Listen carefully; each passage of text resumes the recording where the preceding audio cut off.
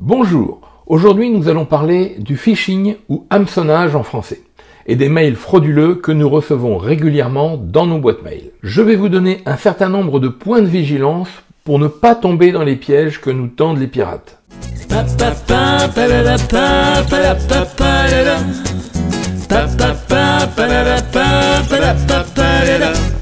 Aujourd'hui, nous allons parler de ces messages que vous transférez probablement à vos R1 en leur demandant « Est-ce que c'est bien une tentative de piratage ?» Alors sachez que déjà, si vous faites ça, c'est que vous avez un doute. Et ça, c'est le premier signe qui doit vous alerter, votre doute.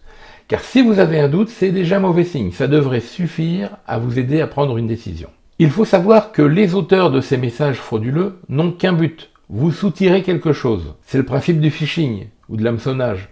On lance un appât et on attend que le poisson morde à l'hameçon. Et je suis désolé de vous le dire, mais dans le cas présent, les poissons, c'est vous. Alors qu'est-ce qu'ils veulent vous soutirer? Ça peut être de l'argent, mais le plus souvent, ce sont vos données personnelles qui sont visées. Votre nom, votre adresse, votre numéro de téléphone, mais aussi vos codes de connexion à votre messagerie professionnelle. Toutes ces données ont de la valeur. Des listes de numéros de téléphone avec des données nominatives et géographiques, ça peut se revendre à des sociétés commerciales. Quant à vos codes de connexion, ça leur permet de prendre possession, de prendre le contrôle de votre espace numérique professionnel et d'utiliser votre identité. Alors à ce sujet des codes de connexion, car parmi les messages frauduleux, il y a ceux qui vous disent qu'il est urgent que vous sécurisiez votre messagerie, sinon vous ne pourrez plus l'utiliser. Donc, à ce sujet, je vous renvoie au paragraphe qui est écrit en page d'accueil de connexion de votre espace professionnel, mais que personne ne lit. Voici ce qui est écrit. Votre identifiant et votre mot de passe, ou votre code PIN associé à votre clé OTP, si vous en possédez une, sont des éléments confidentiels et personnels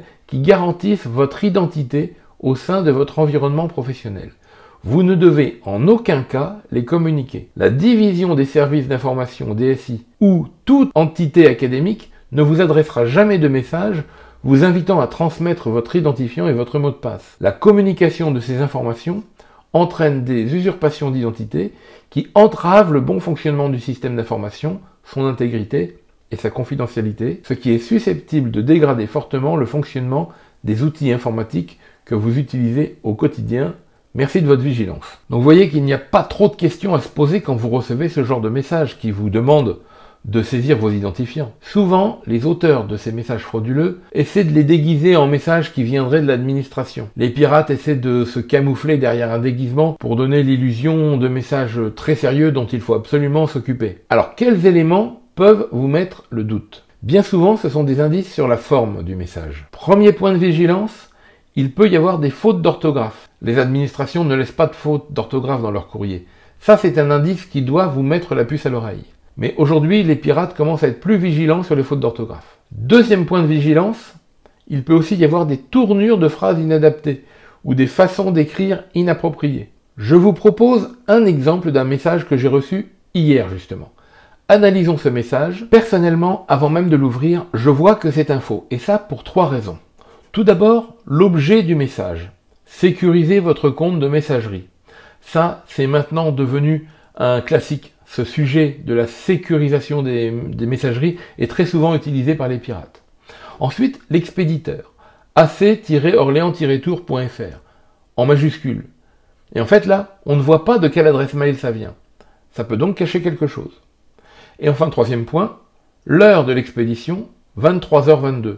Je connais peu de bureaux qui fonctionnent encore à 23h22. Mais bon, ouvrons-le quand même. Le message est très court. Sécurisez votre messagerie. Pour la sécuriser, cliquez sur « Ici ». AC Orléans Tour reste à votre disposition. Et un logo. Donc le message est très court, il n'y a aucune explication. Et ce n'est pas signé. On ne sait pas de quel service ça vient. L'administration ne s'exprime pas de cette façon-là. De plus, le logo est étiré, ce qui montre également une certaine négligence. Et la phrase finale, AC Orléans Tour reste à votre disposition. Ça veut dire quoi ça? De qui s'agit-il? On n'en sait rien. Enfin, on nous incite clairement à cliquer sur un lien, et ça aussi c'est un signe de message frauduleux. L'administration ne demanderait pas ça, en tout cas pas comme ça. En gros, il y a 2 manières de récupérer vos données personnelles. Soit en vous faisant cliquer sur un lien, ou alors en vous faisant télécharger une pièce jointe. Quand on clique sur un lien, ou quand on télécharge, on ne sait pas ce qui va se passer derrière. Peut-être qu'on va arriver sur une page qui va s'ouvrir, mais peut-être également qu'on va en fait cliquer sur un bouton et qu'on va télécharger un fichier exécutable qui pourra par exemple aller chercher tous les mots de passe enregistrés sur notre ordinateur et les envoyer à l'auteur. Ça peut être embêtant. Alors avant d'aller plus loin, voyons ici d'autres indices qui continuent à montrer qu'il s'agit bien d'un message frauduleux. Tout d'abord, l'adresse mail de l'expéditeur. Ici, c'est pas mal fait. On voit écrit info@ac-orléans-tour.fr. C'est une adresse crédible. On pourrait se faire avoir. Mais parfois, déjà là, on voit, selon les adresses qu'on reçoit, on voit qu'il ne s'agit pas de l'administration. Parfois, on peut voir là des adresses très fantaisistes qui n'ont rien à voir avec l'administration. Alors, dans notre cas, pour en savoir plus, il nous suffit de cliquer sur « Répondre », comme si on voulait répondre à ce message. Et là, on voit, dans le destinataire, on voit l'expéditeur qui nous l'a envoyé ce message. Et dans ce cas-là, on voit une adresse sous la forme prénom.nom @ac-ex-marseille.fr. Alors j'ai flouté le prénom et le nom car il est possible qu'il s'agisse d'une véritable adresse et que cette personne se soit fait pirater son compte. En tout cas, soudain, il ne s'agit plus d'Orléans-Tours mais d'Aix-Marseille. Troublant. Et alors, si jamais vous croyez encore que peut-être c'est quand même un vrai message et que vous avez quand même l'intention de cliquer sur le lien pour soi-disant sécuriser votre messagerie, eh bien si vraiment vous voulez cliquer, je vous propose de cliquer non pas avec le bouton gauche, mais de faire un clic droit sur le lien. Et dans le menu, vous choisissez copier l'adresse du lien. Et ensuite, dans le message, là par exemple, vous faites CTRL-V ou clic droit coller. Et voici à quoi ressemble le lien vers lequel vous vous apprêtiez à cliquer. http://www.act.info/mz4bqmb. Voici donc l'adresse du site que vous vous apprêtiez à rejoindre. Pas grand rapport avec l'administration. Et enfin, pour vous assurer jusqu'au bout, vous pouvez utiliser un site vérificateur d'URL comme URL Void. Lorsqu'on colle l'adresse en question et qu'on lance le scan, voici ce qu'on obtient. On voit déjà que le serveur est au Canada. C'est un peu loin pour l'éducation nationale française. Et surtout, on voit un peu plus bas, on voit que cette URL est blacklistée par le service Google Safe Browsing. Et Google Safe Browsing, c'est un service de blocage fourni par Google qui fournit des listes d'URL pour des ressources web contenant des logiciels malveillants ou du contenu de phishing. Voilà. Donc là, je crois quand même que la preuve a été faite plusieurs fois. On va donc purement et simplement jeter ce message en cliquant sur supprimer. Pour finir, je dirais que lorsque l'administration vous écrit, en général, vous connaissez vos interlocuteurs habituels.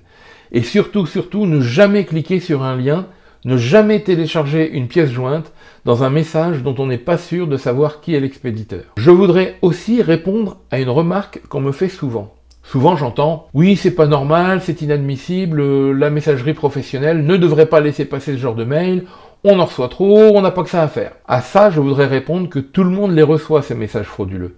Je les reçois aussi, l'administration aussi les reçoit, les services informatiques aussi les reçoivent. Mais les personnes mal intentionnées trouvent toujours un moyen de franchir les portes et de déjouer les systèmes de sécurité. Donc je pense que c'est plutôt à ces individus-là qu'il faut en vouloir. À nous tous d'être vigilants et jetons ces messages mal intentionnés, sans état d'âme.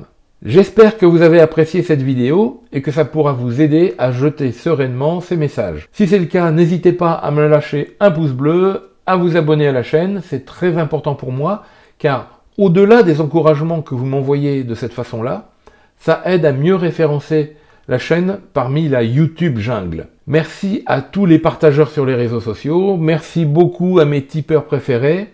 N'hésitez pas à aller faire un tour sur ma page Tipeee. Pensez aussi à vous inscrire à ma newsletter.